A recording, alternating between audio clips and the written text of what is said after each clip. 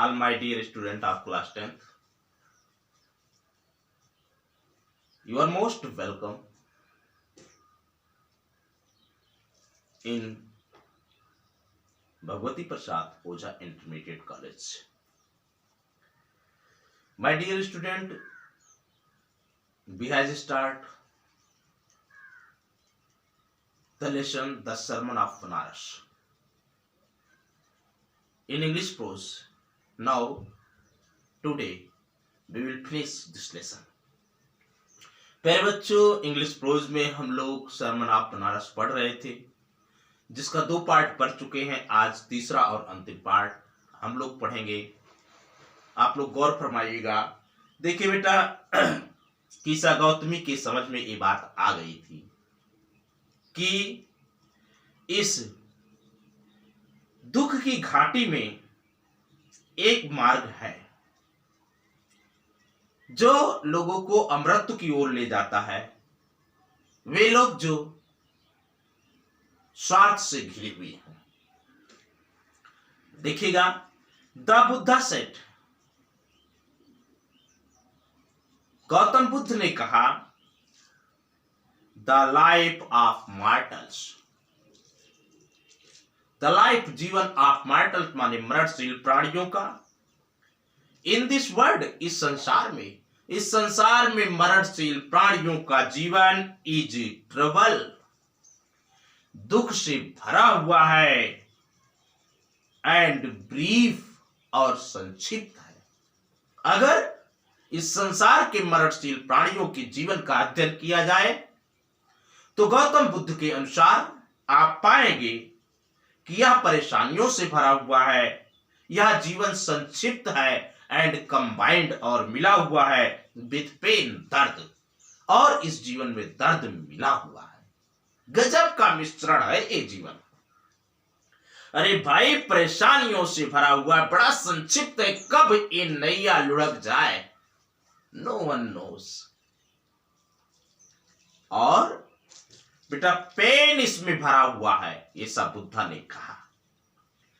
Far there is not any means, far क्योंकि there is माने है, नॉट नहीं, एनी कोई मीन्स माने साधन, क्योंकि इस संसार में कोई साधन नहीं है बाय विच जिसके द्वारा दोज वे लोग दैट हैव बीन बॉर्न जो पैदा हुए हैं कैन अवॉइड बचाए जा सके डाइंग माने मृत्यु से, क्योंकि ऐसा कोई साधन नहीं है कि जो लोग इस संसार में जन्म लिए हैं उन्हें मृत्यु से बचाया जा सके। No means in this world available by which the creature can make life. बेटा, प्राणियों को इस संसार में जीवित बचाने के लिए कोई साधन, कोई संसाधन नहीं बना हुआ है। After reaching old age, after माने बाद, रीचिंग माने पहुंचना, ओल्ड एज बुढ़ापे की आयु पर पहुंचने के बाद डियर इज डेथ, क्रम आता है मृत्यु का, अर्थात व्यक्ति बूढ़ा होने के बाद मर जाता है। यही संसार का रहस्य है।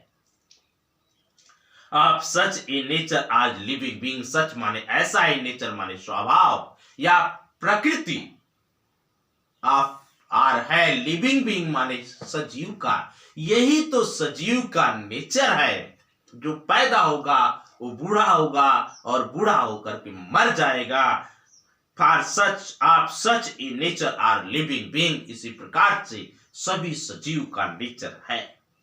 एज जिस प्रकार से ए राइप फ्रूट, एक पका हुआ फल, are early in danger, early माने नजदीक होता है, इन डेंजर माने खतरे के, जिस प्रकार से एक पका हुआ फल एकदम खतरे के नजदीक होता है।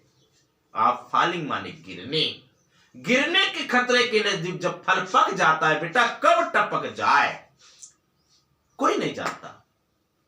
उसी प्रकार से प्राणी जब पक जाता है अर्थात बूढ़ा हो जाता है, कब टपक जाए इस रहस्य को कोई जानता नहीं है। इसी प्रकार से मॉर्टल मरणशील प्राणी हैं, व्हेन बॉर्न जब जन्म लेते हैं, आर ऑलवेज हमेशा इन डेंजर ऑफ डेथ, मृत्यु के खतरे में रहते हैं। इसी प्रकार से मरणशील प्राणियों का जीवन है। जब ही वे जन्म ले लेते हैं, जन्म लेने के पश्चात हमेशा हमेशा मृत्यु के खतरे से एकदम जुड़े हुए होते हैं। एज जिस प्रकार से ऑल अर्थन वेसल, सभी मिट्टी के बर्तन, मेड बाय द पोटर, जो कुम्हार के द्वारा बनाए जाते हैं, इंड माने समाप्त हो जाते हैं, इन बीइंग ब्रोकन, तोड़े जाने पर। जिस प्रकार से कुम्हार के द्वारा बनाए गए सारे मिट्टी के बर्तन तोड़े जाने पर समाप्त हो जाते हैं, उसी प्रकार से यह मरणशील जीवन समाप्त हो जाता है। सो इस प्रकार से इज है द लाइफ, जीवन ऑफ मॉर्टल माने मरणशील प्राणियों का। इसी प्रकार से तो मरणशील प्राणियों का जीवन है। But both young and adult, both माने दोनों, जो यंग है नौजवान, एंड अडल्ट और प्रौढ़ हैं, वे लोग जो नौजवान हैं, जो प्रौढ़ हैं, बट बोथ वे लोग, बोथ दोनों, दोज वे लोग हु आर फूल्स जो मूर्ख हैं, एंड दोज और वे हो लोग हु आर वाइस जो बुद्धिमान हैं। बेटा वे लोग जो मूर्ख हैं, वे लोग जो बुद्धिमान हैं, all fall into the power of death, सभी मृत्यु की शक्ति के सामने गिर जाते हैं। All are subject of death, सब मृत्यु के शिकार हो जाते हैं। गौतम बुद्ध ने कहा कि वे लोग जो नौजवान हैं, वे लोग जो प्रौढ़ हैं, वे लोग जो मूर्ख हैं, वे लोग जो बुद्धिमान हैं, सभी मृत्यु की शक्ति के सामने झुक जाते हैं और मृत्यु का शिकार बन जाते हैं। यही तो संसार का रहस्य है। आप दोज वे लोग हु जो ओवरकम, जीत लिए जाते हैं, बाय डेथ, किसके द्वारा? मृत्यु के द्वारा। डिपार्च फ्रॉम लाइफ, डिपार्च माने प्रस्थान कर देते हैं, फ्रॉम लाइफ माने जीवन से। वे लोग जो मृत्यु के द्वारा जीत लिए जाते हैं। बेटा मृत्यु इतनी शक्तिशाली है कि संसार में किसी को नहीं छोड़ती है। कोई मूर्ख है, कोई बुद्धिमान है, कोई शक्तिशाली है, कोई कमजोर है, कोई बलवान है, कोई कीर्तिवान है, कोई होशियार है, किसी को नहीं छोड़ती है। उसे किसी की योग्यता से कुछ भी नहीं लेना देना है। वो तो अपने पूरे संसार के ऊपर शासन करती है और संसार को अपने चंगुल से बच छोड़ नहीं सकती है। तो क्या कहा?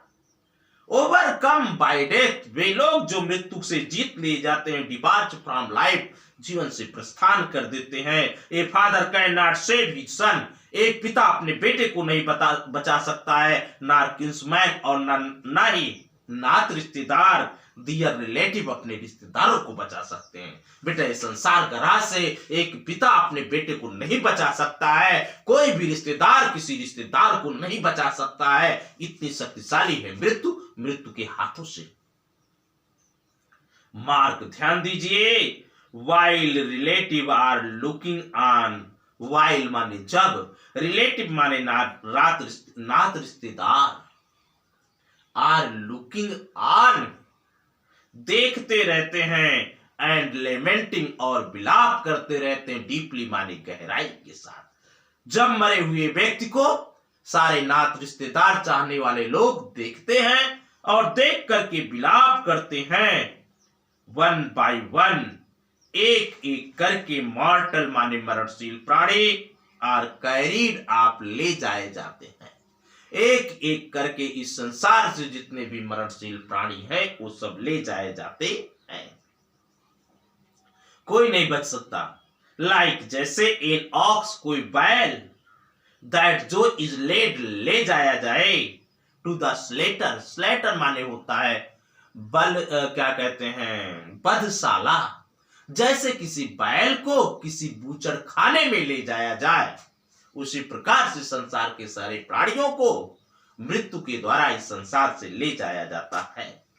सो the world is affiliated, so माने इस प्रकार से, द वर्ल्ड माने संसार, इज है, अफिलिएटेड माने दुखी, विथ डेथ माने मृत्यु के कारण, एंड डीके माने पतन के कारण। इसी मृत्यु और इसी पतन के कारण यह संसार दुखी है।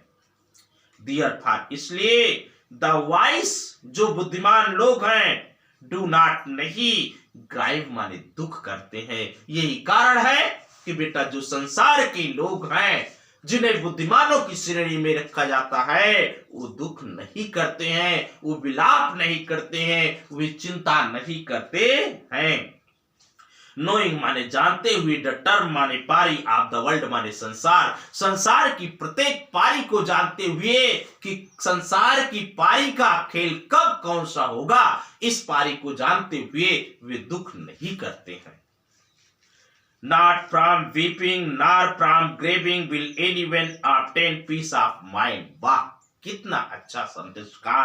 Not from weeping, ना तो रोना, nor from grieving और ना ही दुख करना, will anyone किसी को, obtain माने दे सकता है, peace of mind मस्तिष्क की शांति।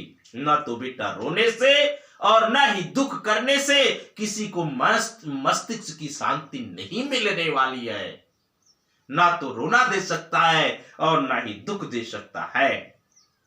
ऑन द कंट्रेरी, इसके विपरीत, हिज पेन उसका दर्द विल बी ग्रेटर बढ़ जाता है, and his body will suffer और उसका शरीर कष्ट को झेलता है। अगर आप दुख करेंगे एकदम श्योर है कि व्यक्तियों का कष्ट बढ़ जाएगा और उसका शरीर कष्ट झेलने लगेगा, दुखी हो जाएगा, कमजोर हो जाएगा। He will make himself sick and fail। ही माने वह, will make माने बना लेगा, himself माने अपने आप को, sick माने बीमार, and fail माने दुखी, और वह व्यक्ति अपने आप को बीमार और दुखी बना लेगा।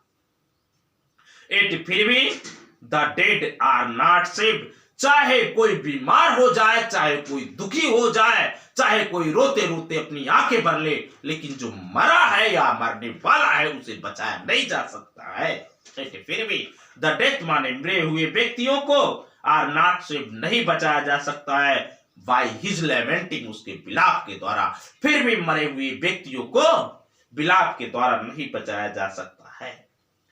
ही हु सीक पीस, ही माने वह व्यक्ति, हु सीक जो तलाश करता है, पीस माने शांति की, वह व्यक्ति जो शांति की तलाश करता है। शुड ड्रा आउट माने निकाल देता है, द एरो माने तीर, आप लैमेंटिंग माने विलाप, वह विलाप के तीर को अपने संसार से निकाल करके बाहर फेंक देता है। वह व्यक्ति जो मस्तिष्क की शांति चाहता है, वह विलाप के, दुख के, चिंता के बाण को निकाल करके अपने जीवन से दूर फेंक देता है। And complain and grief, complain माने शिकायत, एंड ग्रीफ माने दुख। बेटा वह विलाप, शिकायत और दुख का जो बाण है उसको जीवन से निकाल के बाहर फेंक देता है।